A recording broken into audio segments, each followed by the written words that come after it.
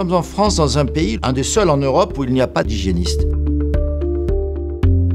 Aujourd'hui, et dans le monde entier, on n'a pas conscience de l'importance de cette hygiène bucco-dentaire.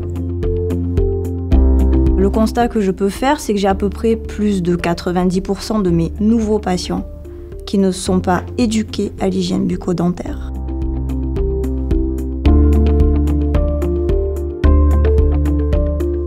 Mon objectif, et mon métier c'est ma passion, c'est de réduire dès le départ les risques. Expliquer aux patients ce qu'ils doivent faire pour avoir la pérennité des guérisons et des bons résultats, c'est-à-dire toute l'hygiène bucco-dentaire.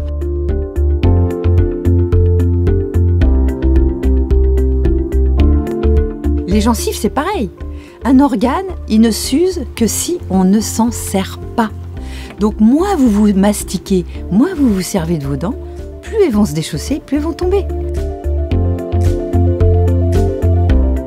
Si le tartre finit par s'immiscer sous la gencive, le problème devient plus complexe parce qu'un simple détartrage ne sera pas suffisant. Faites pas ça. Agissez dès le début. Ce qui se passe dans la bouche, c'est quelque chose qui peut avoir des conséquences sur l'état général, sur l'état général de sa santé.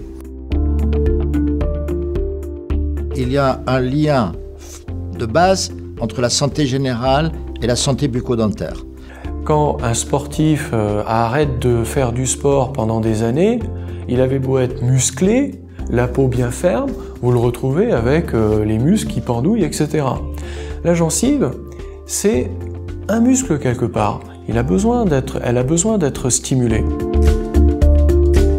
L'utilisation et l'achat de cette brosse à dents et de ce jet pulsatile sont pour moi le préalable à tout traitement médical. Aujourd'hui, l'hydropulseur a pris une part importante dans nos recommandations d'hygiène bucco-dentaire. Alors je ne sais pas si vous imaginez cette brosse à dents, à la vitesse où elle va, en quelques secondes, avant qu'elle fasse, ou que je fasse aussi bien en faisant à la main, ouais, c'est quasiment impossible. La brosse à dents électrique est à mon sens une bonne chose parce qu'en fait ça augmente le nombre de passages. On a vraiment l'impression d'avoir une bouche propre, saine.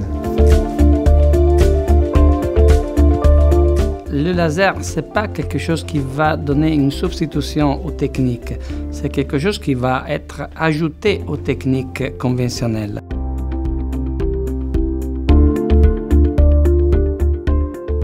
On va rajouter, grâce à nos rayonnements laser, l'efficacité de la décontamination. Le laser n'est pas une baguette magique, c'est une clé de sécurité supplémentaire. Simplement, il va rajouter un effet décontaminant en profondeur qui va supprimer la cause de cette maladie. Personnellement, j'ai diminué mes prescriptions antibiotiques de plus de 80% depuis que j'utilise les lasers.